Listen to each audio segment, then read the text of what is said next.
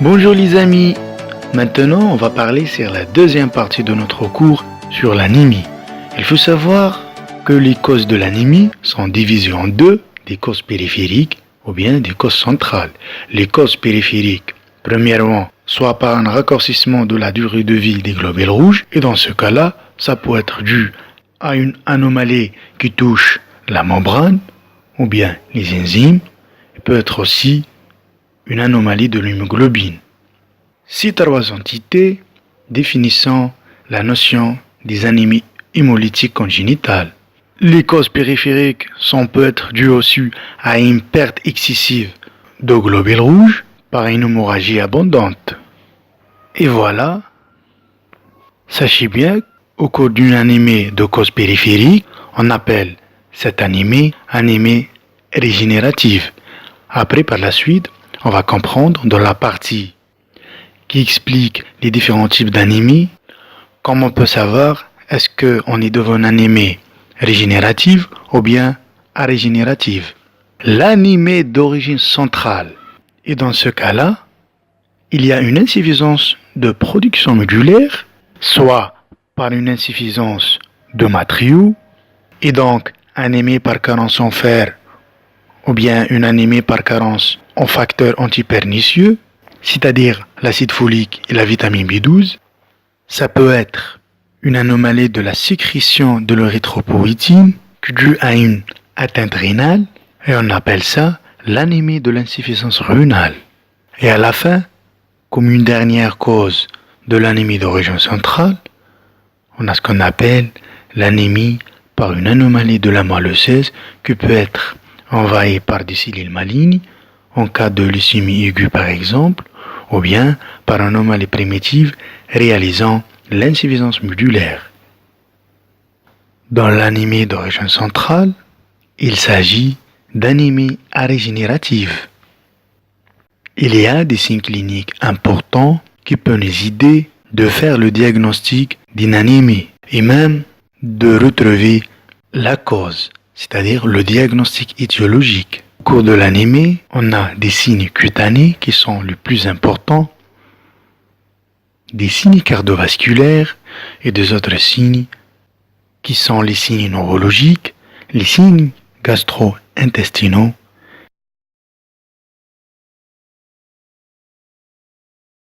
et une splénomégalie. Quand on parle sur les signes cutanés, il y a la pâleur, c'est le signe capital. On peut citer les troubles des fanères qui se manifestent par des poils et des cheveux fins et des ongles fragiles. Deuxièmement, les signes cardiovasculaires. L'intensité des signes cardiovasculaires dépend du mode d'installation de l'anémie et de son intensité. On a l'anémie aiguë d'installation brutale, le plus souvent au cours des hémorragies abondantes, qui s'accompagne avec des signes de choc, qui sont le chute de la tension artérielle, une tachycardie, un pouls rapide et filant. L'anémie chronique d'installation progressive se divise en deux types, l'anémie modérée et l'anémie sévère.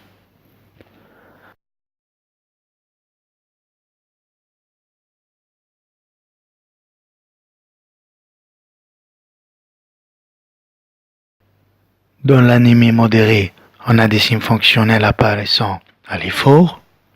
On cite la dyspnée.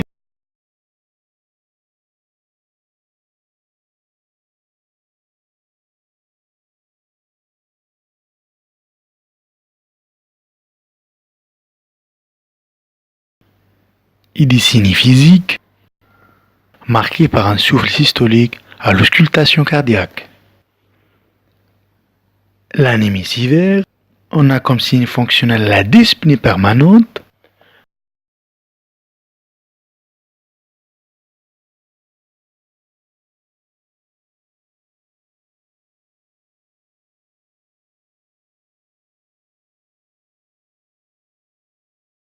et au cours de l'examen clinique, On retrouve le plus souvent une hypatomégalie congestive, des œdèmes des membres inférieurs et une douleur angineuse.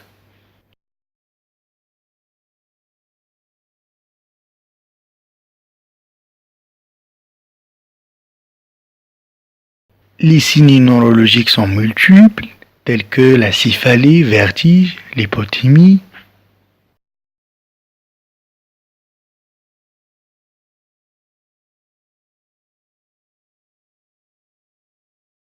Une paresthésie qui fait évoquer une carence en vitamine B12. Et dans ce contexte, on doit chercher un syndrome cordonal postérieur. Les signes gastro-intestinaux. On a ce qu'on appelle la glossite, qui est inflammation de la langue, une dysphagie,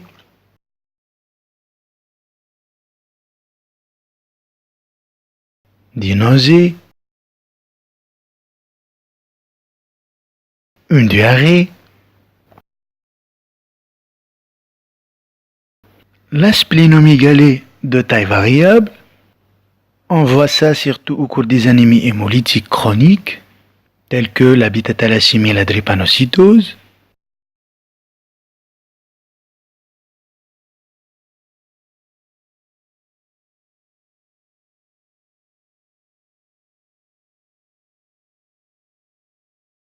Des hémopathies malignes,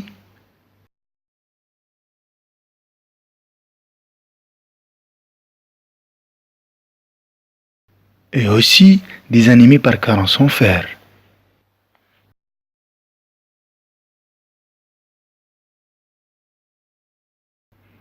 On passe maintenant à une partie très importante. On détermine le type d'anémie selon les paramètres de sang. VGM normal et CCMH normal, on est devant une anémie normocytaire normochrome.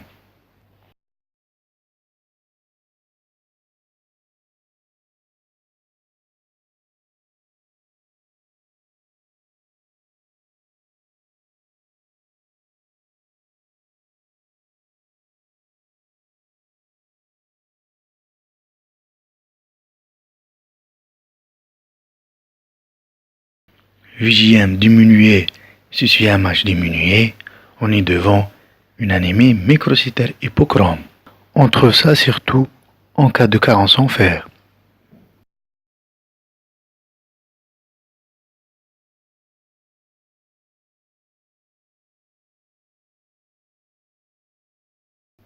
VGM augmenté et CCMH normal, on l'appelle ça une anémie macrocytaire et normochrome, qui se vend au cours des anémies par carence en vitamine B12 ou bien l'acide folique.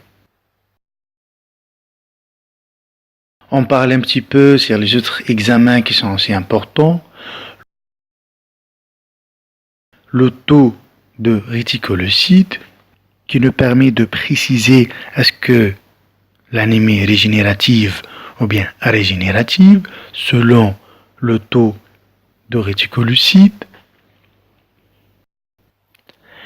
Régénérative, si le taux de réticulocytes est supérieur à 120 000 par millimètre cube.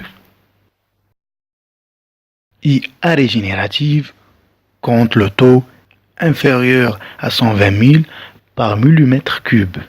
Le fer sérique dans les anémies fériprives, électrophorèse de l'hémoglobine qui permet de dépister une anomalie de l'hémoglobine, le dosage de la bilirubine indirecte dans le cadre des pneumolyses pathologiques. Et voilà, je viens de finir la vidéo. Merci beaucoup pour votre attention et n'hésitez pas d'être abonné sur ma chaîne et aussi de me suivre sur ma page Facebook en cliquant sur le lien au-dessus de la vidéo. Merci beaucoup.